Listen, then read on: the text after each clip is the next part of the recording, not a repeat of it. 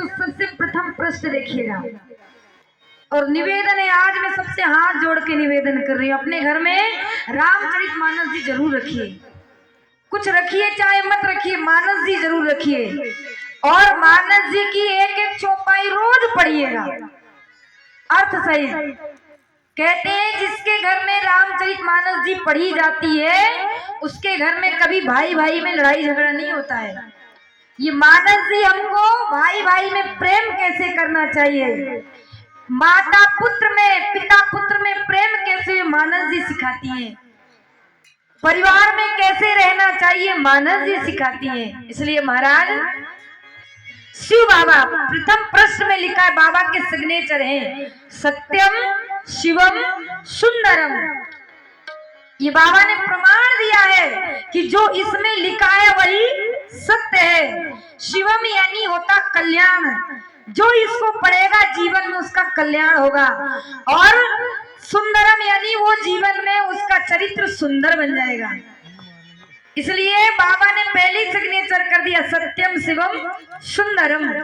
मानस जी, तुलसी बाबा ने स्वयं अपने मुख से कहा है, मुझे कुछ नहीं आता, ना मैंने कुछ लिखा। ये लिखा किसकी कृपा से है? भोलेनाथ की कृपा से।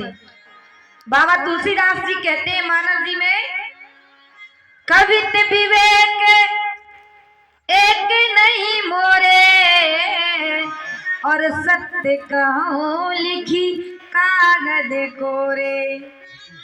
मेरे में कोई विवेक नहीं, लेकिन बाबा की कृपा से।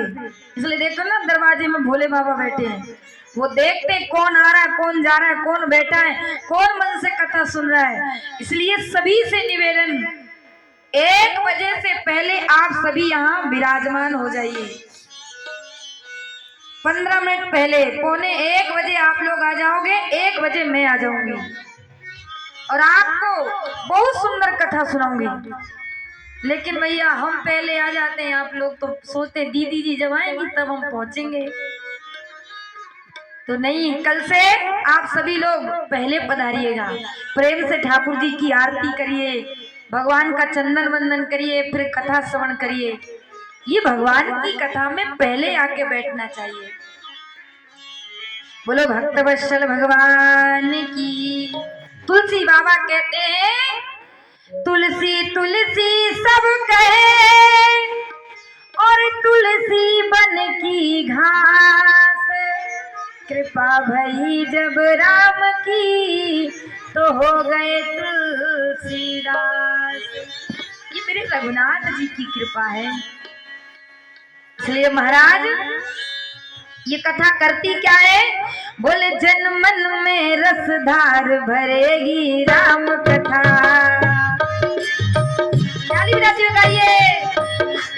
जन मन में रसधार भरेगी राम कथा, जन मन में रसधार भरेगी राम कथा, जीवन का उद्धार करेगी राम कथा, जीवन का उद्धार करेगी राम कथा। जन मन में रसधार भरेगी राम कथा, जन मन में रसधार भरेगी राम कथा, जीवन का उद्धार करेगी राम कथा, जीवन का उद्धार करेगी राम कथा।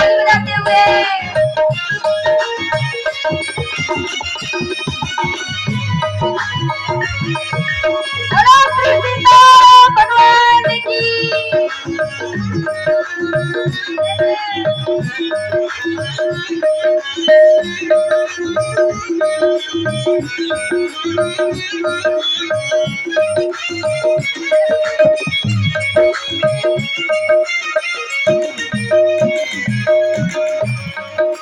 कथा जीते हार नहीं है, मिलता तुरंत उधार नहीं है। कथा जीत है हार नहीं है, मिलता नहीं है। कथा जीते हार नहीं है, मिलता तुरंत उधार नहीं है। कथा जीत है हार नहीं है, मिलता तुरंत उधार नहीं मेरे है। कथा करेगी क्या? मन मंदिर दरबार करेगी राम कथा, मन मंदिर दरबार करेगी राम कथा, मन मंदिर दरबार करेगी राम कथा, मन मंदिर दरबार करेगी राम कथा, जीवन का उद्धार करेगी राम कथा, जीवन का उद्धार करेगी राम कथा।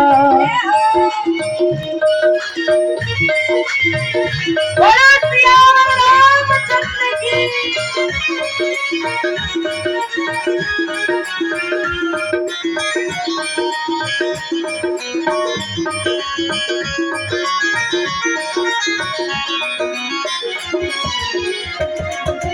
राम लक्ष्मण भरत शत्रुघ्न संग जानकी अंजनी नंदन, लक्ष्मण भरत शत्रुघ्न अंजलि राम लक्ष्मण भरत शत्रुघ्न संग जानकी अंजनी नंदन, राम लक्ष्मण भरत शत्रुघ्न संग जानकी अंजलि सफल जगत में पार करेगी राम कथा, सफल जगत में पार करेगी राम कथा, जीवन का उद्धार करेगी राम कथा, जीवन का उद्धार करेगी राम कथा। बोलो श्री सीताराम भगवान की। अरे जन्म मन में रसधार भरेगी राम कथा, और ये जीवन का उद्धार करेगी राम कथा।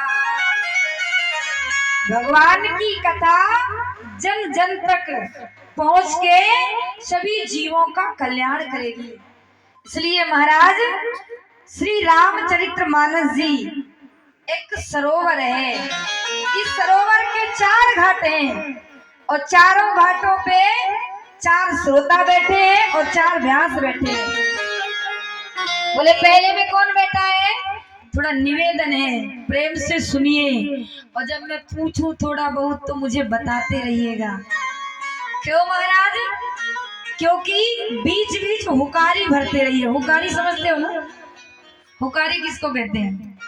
पहले की जो मैयाएं थी वो अपने पोते को कहानी किससे सुनाया करती थी और कहती थी बेटा बीच बीच हुकारी भरते रहना।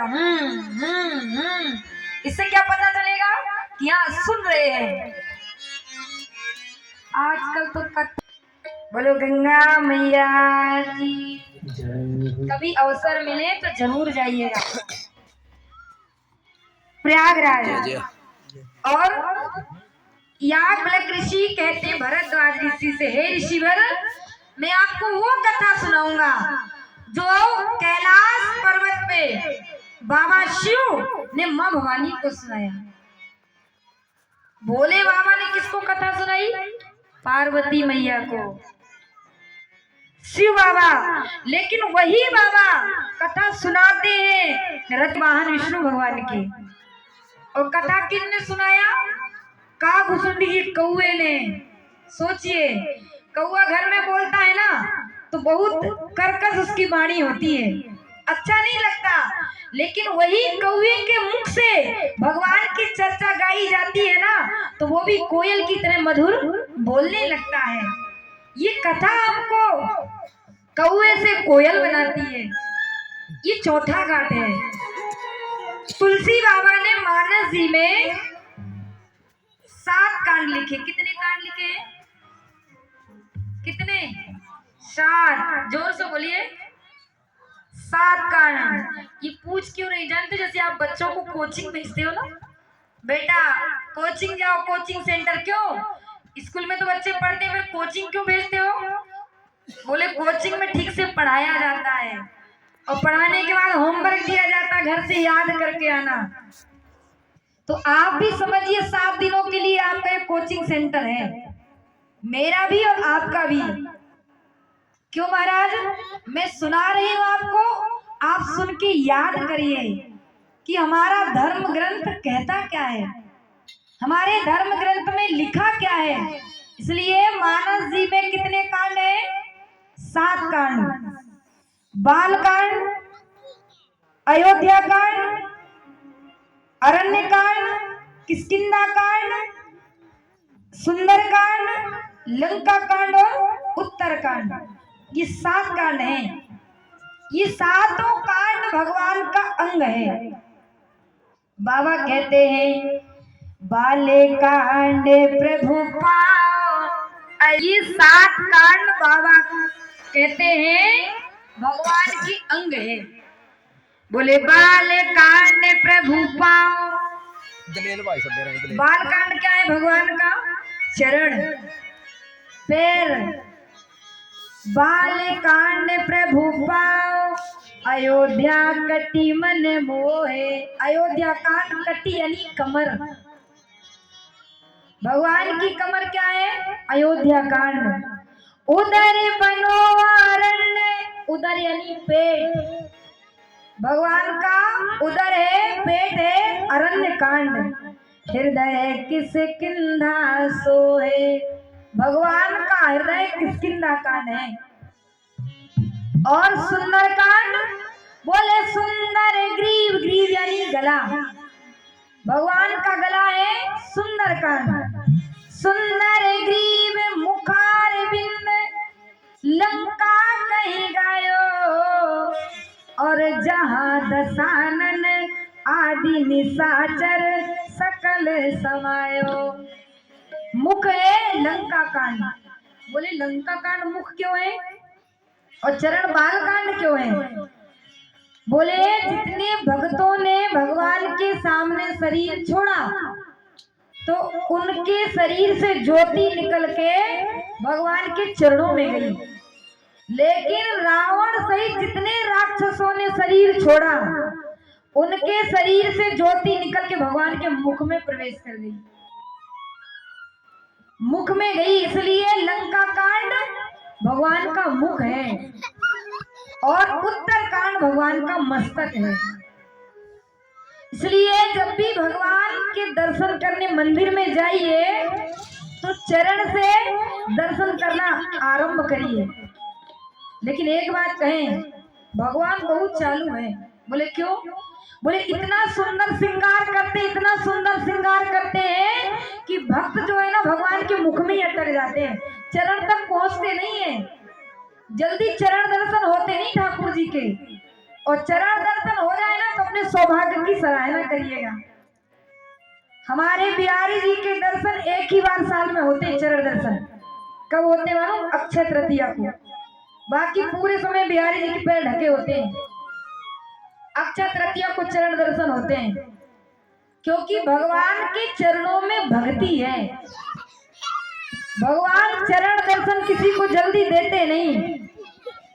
श्रृंगार इतना सुंदर ठाकुर जी का होता है, सब मुखार बिंद में जाके अटक जाते हैं। इसलिए महाराज भगवान के मंदिर में जाइए तो चरण दर्शन करिए। चरण से ऊपर की ओर बढ़िए, फिर ऊपर से नीचे, नीचे से ऊपर। ये भगवान के दर्शन ऐसा करना चाहिए। लेकिन हम लोग महाराज जानते हो करते क्या है? तीर्थ यात्रा गए, भगवान के मंदिर में गए और देखा ठाकुर जी का बहुत अच्छा श्रृंगार है तो दर्शन बाद में करेंगे, पहले फोन निकाल के सेल्फी लेते हैं। ताली बजाओ थोड़ा। सेल्फी क्यों लेते हैं? अरे हम वहां गए थे, लोगों को पता तो चले। स्टेटस पहले डालना है। स्टेटस नहीं डालेंगे तो प्रचार कैसे होगा कि हम गए थे तीर्थ यात्रा घूमने? डालिए, लेकिन पहले जब जाइए ना तो जी भर के भगवान के दर्शन करिए। पैर से लेके मुखार बिंद तक और मुखार बिंद से लेके चरणों तक खूब भगवान के दर्शन करिए। क्यों? क्योंकि फोन की मेमोरी में भरोगे तो पता नहीं कब डिलीट हो जाएगा, लेकिन ये मेमोरी में भरोगे जब तक जीवन रहेगा तब तक हटने वाला नहीं है। ताली बजाओ जोरदार। इसलिए इस मेमोरी में भरिए। महाराज भगवान की कृपा ही भगवान के दर्शन कराती है। भगवान की कृपा ही हमको भगवान से मिलाती है। भगवान की कृपा ही भगवान कथा सुनाती है और भगवान की कृपा ही भगवान की कथा को गवाती है। ये भगवान की कथा बहुत सुंदर है। जितने भाव से आप सुनेंगे उतने ही गहराई में डूबते जाएंगे।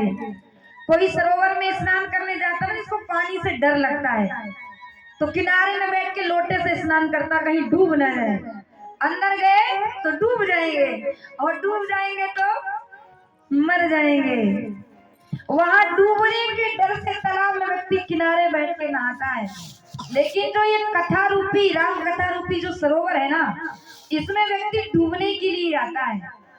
वहां डूबोगे तो मर जाओगे, और यहाँ डूबोगे तो तर जाओगे। ताली बजाओ जोरदार। चलिए, बाबा कहते हैं विमल कथा करी कीन आरंभा। ये जो कथा है, विमल यानी मल रहित।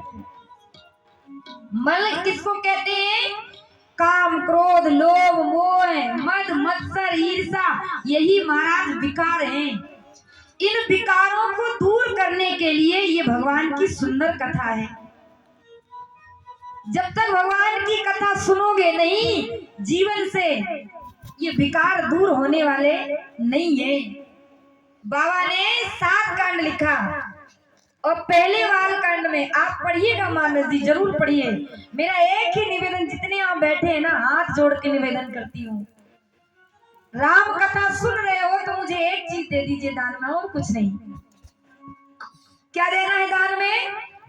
बोले दीदी जी आप मांगोगी क्या? किशोरी जी आपको चाहिए क्या? बोले आज मैं आपसे हाथ फैला के मांगती हूँ कि आज से आप श्री रामचरितमानस जी पढ़ना आरंभ कर दीजिए, और दूसरा काम, चलते फिरते उठते बैठते सोते जागते भगवान का नित्य नाम लेते रहिए। क्योंकि महाराज ये कलयुग जो है ना, इसमें जप तप यज्ञ ध्यान होने वाला नहीं है। इसलिए बाबा ने स्पष्ट रूप में लिखा क्या?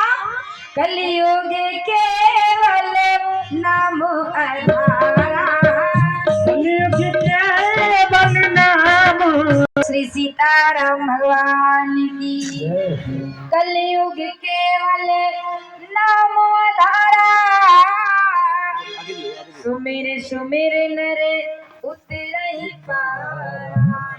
चाहो जिस स्थिति में हो, दुख में हो, सुख में हो, आनंद में हो, परेशानी में हो, सीताराम राधे श्याम, सीताराम राधे श्याम जपते रहिए। पता नहीं बुलावा कब आ जाए, कोई भरोसा नहीं है। अच्छा, इतने लोग बैठे, एक बात पूछूं आपसे, कितने लोग बैठे हैं? बताइएगा सच्ची सच्ची। इतने लोग बैठे, कितने लोग मरेंगे नहीं? हाथ उठाओ। सब मरेंगे। अच्छा, ये पता होगा कब जाएंगे? कोई पता नहीं। क्यों? आएगा जब रे बुलावा हरि का, छोड़ के सब कुछ जाना पड़ेगा। जब हरि का छोड़ के सब कुछ जाना पड़े। जानते सब है कि एक ना एक दिन सबको जाना है, लेकिन मानते नहीं है। जिस दिन मान लिया उसी दिन जीव का उद्धार हो जाएगा। ये भगवान की कथा हमको